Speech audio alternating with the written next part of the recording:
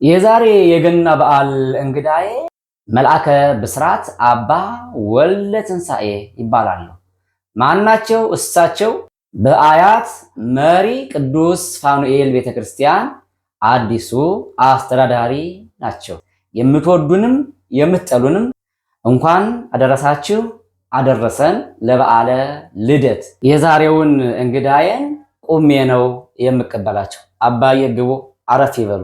መጀመሪያ ግን አንድ አጭር መልእክት አለች ከሳቸው ዘንድ የወሰድኳት፣ እሷን እንስማትና በዛች ሐሳብ ላይ ትንሽ ነገር ማለት እፈልጋለሁ። በጥራውያን ቅድስት ሥላሴ ስገባ ግን በሮቹ በሙሉ ጥርቅም ብለው የተዘጉ ነበሩ። በዚያ በጨለማ ሰዓት እንደምታዩዋቸው ካህናትና ምዕመናን ከጎኔ ሆነው ተመካክረን ተወያይተን ሰላምን አምጥተን ግልጽ አድርግላችሁ ወደ የረር ሥላሴ ቤተክርስቲያን ስላክ የአስተዳደር ቢሮዎች ታሽገው ተቆልፈው ነበረ ነው የሚሉት። ገብቷችኋል አይደለ? ግልጽ አማርኛ ይሄ ነው። አንዳንድ የአስተዳደር ቢሮዎች የሚታሸጉበት አጋጣሚ አለ። ማን ነው ያሸገው? ማን ነው የሚያሽገው? ይታወቃል። የአካባቢው ሕዝብ፣ የአካባቢው ወጣት ነው የሚያሽገው። ምን ሲፈጠር ነው? እዛ ቦታ ላይ ያልተመቸ አሰራር ሲኖር፣ በማን ዙሪያ? ደብሩ ላይ በተቀመጡ አለቆችና ጸሐፊዎች ዙሪያ የሆነ ችግር ከተፈጠረ የአካባቢው ወጣት ከአቅም በላይ የሆነ ነገር ካጋጠመ ቢሮ ያሽጋሉ ማለት ነው። ያ የቤተክርስቲያኑ የአስተዳደር ቢሮዎች በተቆለፉበት በታሸጉበት ሰዓት ነበረ ይሄ አባት የሄዱት። እና ምን ማለት ፈልጌ መሰላችሁ? አላችሁ አንዳንድ አስተዳዳሪዎች ቢሮአችሁ እስከሚቆለፍ ድረስ ግጥጥ ብላችሁ የምትቆዩ ሰዎች እንዴ! ወዳጅ ወጣቱ እስኪነቃ ምዕመኑ እስኪነቃ ድረስ ለምን ትቆያላችሁ? እጥፍ በሉ እንጂ። ይሄ እኮ በቃ የመጨረሻው ጣራ እኮ ነው። ተብላችሁ የሆነ ተጠይቃችሁ ተነግራችሁ አልሰማ ብላችሁ ነገሩ ጣራ ደርሷል ማለት እኮ ነው። ቢሮ ማሸግ ማለት እንደዚህ ነው። እኔ አንድ ማስታውሰው ቦታ አለ። ሰዎቹ ውስጥ እንዳሉ በውጭ በኩል ቢሮአቸው የተቆለፈባቸው፣ በውጭ በኩል በብረት የታሸገባቸው ሰዎች እንዳሉ መረጃ ደርሶኛል። እና እንደዚህ አይነት ሰዎች አላችሁ እንዴ! ሲነቃ በቃ እጥፍ መለስ ቀለስ ብለው ወዳጅ ምን ይሰራል? እና ይሄ አባት ያን ታሽጎ የነበረን ቢሮ ነው በሰላማዊ መንገድ አስከፍተው፣ ከዛ በኋላ ግን እሳቸው በጥበብ ሞገስ 4 ዓመት ሙሉ ለ4 ዓመት 2 ወር አካባቢ የጎደለው አገልግሎት የሰጡት እና የዛሬ እንግዳዬ እሳቸው ናቸው። ለመሆኑ ግን የዚህ ቻናል ዓላማው ምንድነው? አቋሙ ምንድነው የምትሉ ካላችሁ ይሄው አባ እንደዚህ ገልጸውታል። ወንድማችን ዜማ ሚዲያ አሁን እዚህ ቦታ ላይ ቁሞ የምታዩት ታኅሳስ 3 እዚህ ስገባ መረጃው በእጁ ነውና ወንጌል ተሳልሜ ስገባ ለካ እዚህ ጋር እሱ ይቀርጽ ነበር ማለት ነው። ዜናው ደግ ቦታ ላይ ታችሁት ከሆነ ማለት ነው። በሰላማዊ መንገድ አስተዳዳሪዎች ከቦታ ቦታ ሲቀያየሩ በዚህ አይነት መንገድ ቢሆን በጣም ቢለበት ደስ ይላል ብሎ ሲዘግብ አየሁትና ዛሬ ደግሞ ማን እንደጠራው ባላውቅም እንግዲህ ይህን መንፈሳዊ ዜና ለመዘገብ በነገራችን ላይ ቤተክርስቲያኒቱ ስትነካ አይወድም፣ አባቶቹም ሲነኩ አይወድም፣ አባቶቹ ሲያጠፉም አይወድም። እልን ብላችሁ አመስግኑ። የቤተክርስቲያን ስም ይጠበቅ ነው። ቤተክርስቲያን ትከበር ነው። ደጋግ አባቶች፣ መልካም አባቶች መንጋውን በበጎ ስራ በወንጌል አገልግሎት ብቻ የሚመሩ አባቶች ህዝብ ይወቃቸው፣ ወደ ሜዳ ወደ ሰፊው ህዝብ ይምጡ፣ ህዝብ ይወቃቸው የሚል አቋምና ዓላማ አለው። ዜማቲው አባታችን እንኳን ደህና መጡ። አሁን ጨዋታዎትን፣ መልእክተዎትን፣ ሐሳቦትን ለሰፊው ህዝብ ያስተላልፉ። የዛሬው ቀን ለየት ያለ ቀን ነው። ሁላችሁም እንደምታውቁት እኔ የገባሁት ታኅሳስ 3 ዓመታዊ ክብረ በዓል ነበረ። ሁላችሁም ታውቃላችሁ። በስራ ምክንያት ሳይመቻቸው የቀሩ ምዕመናን አባቶችም ስለነበሩ እኔ የሚገርማችሁ አቀባበሉ ዛሬ ነው የመሰለኝ። አዲስ ነገር ነው መስሎ የታየኝና እንኳን ደስ አለን፣ እንኳን ደስ አላችሁ ምእመናን። እኔም ደግሞ በወልበር ጽራርያን ቅድስት ሥላሴ መንፈሳዊ አገልግሎት እንደሰጠሁት ሁሉ በዚህ በመሪ ደብረ ታቦር ቅዱስ ፋኑኤል ቤተክርስቲያን ደግሞ ከእናንተ ጋራ በሰላም በፍቅር የቀረውን ልማት አብረን እንድናለማ፣ አብረን እንድንሰራ፣ አብረን እንድንማር፣ አብረን እንድንጸልይ፣ አብረን እንድናስቀድስ አምላካችን እግዚአብሔር ይፍቀድልን። እንግዲህ ቃላት ያጥረኛል። ዛሬ በጣም ውስጤ ተነክቷል። የረስ ሥላሴ የነበረን ቆይታ 3 ዓመት ከ8 ወር ከአንዳችም ሰው ጋራ ምንም አይነት መጋጨት ሳይኖር ቅድም አቶ ንጉሴ እንደተናገሩት ደብራችን የወልበር ጽራርያን ቅድስት ሥላሴ 20 ዓመት አካባቢ ያስቆጠረ ደብር ነው። በጣም ታሪካዊ ቦታ ነው። ከዚህ የሩት አስተዳዳሪ ቢሮ ከፍተው ነው የገቡት በሰላማዊ መንገድ። እኔ ወደ ወልበር ጽራርያን ቅድስት ሥላሴ ስገባ ግን በሮቹ በሙሉ ጥርቅም ብለው የተዘጉ ነበሩ።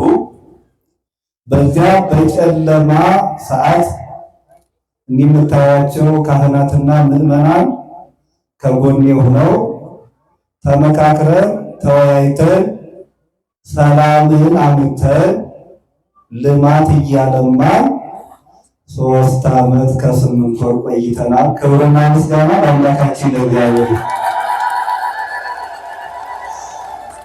የልማት ኮሚቴው አባል እንደተናገሩት በቅር ነበር ስንመራ የነበረው። እኔ የሰራሁትን ሌላው እንዳያፈርሰው በዚያው እንዲቀጥል እቅድ ተዘጋጅቶ የልማት ኮሚቴ ለ18 ዓመት ሙሉ ያታላቅ ቦታ ነው። የልማት ኮሚቴ የሚባል የለውም ነበረ። ቅድም እሳቸው እንደተናገሩት ቁጭ ብለን ተመካከረን በጠረጴዛ ዙሪያ ከተወያየን በኋላ አሁን እንዳያችኋቸው በጣም ጠንካራ ናቸው፣ የተማሩ ናቸው፣ ሁለገብ ናቸው። እየተመካከር ብዙ ዘርፈ ብዙ ስራዎችን ሰርተናል። ያ ሰላሙን ካመጣን በኋላ የሚገርማችሁ የገጠመን ነገር ቅድም በቦታው ላይ አቶ ንጉሴ እንደተናገሩት የኔ ነው ባይ ሲመጣ ከ1 ዓመት ምናምን ያላነሰ ተከራክረን ሥላሴን እያሸንፋለን ሥላሴ አሸነፉ እንኳን መሳራችሁ እያሸነፍናለን። ሥላሴ ከፊት እኛ ከኋላ ሆነን የሥላሴ ቅጥር ሳይደፈር ታሪክ ሳይበላሽ ወደዚህ መተናል። እንኳን ደስ አላችሁ። የሚገርማችሁ በጣም የሚደንቀው ደግሞ ጸበሉ እለቱን እንደወጣ ብዙ ሰዎች ተፈወሱ። ክብርና ምስጋና ለእግዚአብሔር። ብዙ ሰዎች ያ ቦታው በጣም የተለየ ደስ የሚል ቦታ ነው። በነገራችን ላይ ሄዳችሁም አሁን ጥር 7 ሄዳችሁ ማየት ትችላላችሁ። ግቢ ስትገቡ እንደዚህ ኮብልስቶን ወይም ቴራዞ በሚለው አይደለም። የረስ ሥላሴ ላይ ግቢ ስትገቡ አጸዱ የተለየ ነው። የጸሎት ቦታ፣ የበረከት ቦታ፣ የሰላም ቦታ። እዚያ ግቢ ከገባችሁ ውጡ አይላችሁ። በጣም ልዩ የሆነ ቦታ ነው። ይህ ቦታ መስጊዱ ማለት ልዩ የሆነ ቦታ ነው። ያ ቦታ አሁንም ብዙ በሽተኞች ወደፊትም ይፈወሳሉ። አሁን እየተፈወሱ ያሉት አሁን የሚቀረው ጸበሉን አገናኝቶ አስባርኮ ስራ ማስጀመር ብቻ ነው። ሌላ ምንም ነገር የለው። ከዚህ የሉት አስተዳዳሪ የተመቻቸ ነው። ምንም የሚያስቸግር ደሞዝ ጎደለ ልመና የለም እንደዚህ የሚባል የረስ ሥላሴ ላይ ፈጽሞ የለም። ያየውኝ እዚህ ነው። እኔም ልመና አልወድም ነበር፣ እንግዲህ ጥሎብኛል፣ ምን ማድረግ አይቻልምና አምላካችን እግዚአብሔር ከሁላችን ጋር ሆኖ ስራችን የተቃና አድርጎልን ከረር በጽራራም ቅዱስ ሥላሴ በተራራ ፀሐይ በሰላማዊ መንገድ እንደመጣው ሁሉ ቀጣዩ የሥራ ዘመን ደግሞ የተባረከ ሆኖ አለቃና ወታደር አንድ ቦታ ስለማይቀመጥ ከዚህ ደግሞ ወደ ሌላኛው ቦታ ተዛውሮ ሲሄድ እናንተ እልል እያላችሁ ብትሸኙ የአምላካችን ቅዱስ ፈቃዱ ነው። ትሸኙ ማለት አመስግና እግዚአብሔር ነው። አንሸኞት ነው አምጥተው ሰጥተውናል። አንለቅም ነው መሰለኝ። ነገረኛ፣ ተንኮለኛ፣ ሴረኛ፣ ዘረኛ የሆነ ሰው ማለት ይሄድ የሚባለው ሰላማዊ ሰው ከሆነ ለምን ይሄድ ይባላል? ሰላምን የሚያሰፍን ልማት የሚያለማ ማኅበረ ካህናቱን በፍቅር የሚመራ እኔ ልጨርሰው የማይል እኔ ልናገር የማይል የሥላሴ ላይ የነበረው ነው ነገራችሁ። ሰዎች ስላሉ እነሱ ባይኖሩ ኑሮ እንደው ዝም ብለው ነው ትሉኝ ነበርና አቶ ንጉሴ እንዳሉት ተራራዊ መሰለ ህንፃ መገንባት ይቻል ነበረ። ዲዛይኑ መውጣት አለበት ብለን አሁን አፈጻጸሙ ላይ ደርሷል፣ ይወጣል። በዚያ ግን ይሄዳሉ ብዬ አስባለሁና እኔ ልጃችሁን ወንድማችሁን አክብራችሁ በዚህ በአውደ ምሕረት ተገኝታችሁ ምስክርነት ሰጥታችሁ ሸልማችሁኛልና አምላካችን እግዚአብሔር ስራችሁን ሁሉ የተቃና የተስተካከለ ያድርግ።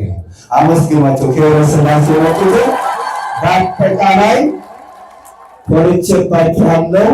በጣም ደስ ብሎኛል። ደስታዬ እጥፍ ድርብ ነው። ይህ ምስክርነት ለአካባቢው ሕዝብ በጣም ኩራት ነው። ለእናንተ እዚህ አካባቢ ላላችሁት ይሄ ሊለመድ ይገባል። ወንድማችን ዜማ ሚዲያ አሁን እዚህ ፎታ ለብሶ ቁሞ የምታዩት ታኅሳስ 3 እዚህ ስገባ መረጃው በእጁ ነውና ወንጌል ተሳልሜ ስገባ ለካ እዚህ ጋር ዜናውን ዘግቦታ አይታችሁት ከሆነ ማለት ነው። በሰላማዊ መንገድ አስተዳዳሪዎች ከቦታ ቦታ ሲቀያየሩ በዚህ አይነት መንገድ ቢሆን በጣም ቢለመድ ደስ ይላል ብሎ ሲዘግብ አየሁትና ዛሬ ደግሞ ማን እንደጠራው ባላውቅም እንግዲህ ይህን መንፈሳዊ ዜና ለመዘገብ በነገራችን ላይ ቤተክርስቲያኒቱ ስትነካ አይወድም፣ አባቶቹ ሲነኩ አይወድም፣ አባቶቹ ሲያጠፉም አይወድም። እልል ብላችሁ አመስግኑለት። ወንድማችን እውነታን የሚናገር ከእውነታ ጋር የሚጓዝ ወንድማችን ነውና አምላካችን እግዚአብሔር ረጅም ዕድሜን ከጤና ጋር ያድልን። ለቤተ ክርስቲያን ዘብ የሚቆሙ ልጆቻችንን ያብዛልን ብላችሁ ለአንዴና ለመጨረሻ ጊዜ ብላችሁ አመስግኑ። እንግዲህ ሰዓት እየሄደ ስለሆነ አቤቱ ጌታ ሆይ ሕዝብህን አድን፣ ርስትህንም ባርክ፣ ጠብቃቸው፣ እስከ ዘላለሙ ድረስ ከፍ ከፍ አድርጋቸው።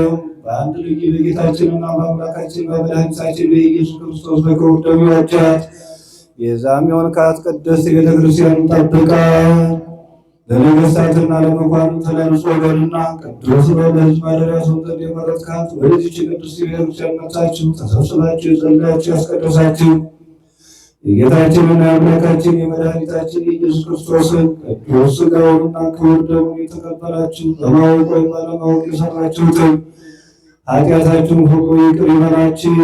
ሥጋ መለኮት ስለሚባል ሥጋዊ ሕግ ነው የሥራደም ስለሚሆን ደግሞ አሸናፊ እግዚአብሔር ልጅ በድንጋሌ ሥጋ በድንጋሌ ነፍስ ትምት የምትሆን የማርያም ልጅ ኢየሱስ ክርስቶስ ባለፈው ይቅር ይበላችሁ፣ ከሚመጣውም ይጠብቃችሁ። አባቶች ካህናት፣ ወንድሞች ዲያቆናት፣ በዚህ ቅዱስ ስፍራ የተሰበሰባችሁ አባቶች፣ እናቶች፣ እህቶች፣ ወንድሞች ከኃጢአት ማሰሪያ የተፈታችሁ ንጹሐን ሁኑ። እኔንም እናንተንም ለገነት ለመንግሥተ ሰማያት የበቃን የተዘጋጀን ያደርገን ዘንድ እግዚኦ መሐረነ ክርስቶስ ለ12 ጊዜ ማርያም ብሎ ይምረን ዘንድ በእንተ እግዝእትነ ማርያም መሐረነ ክርስቶስ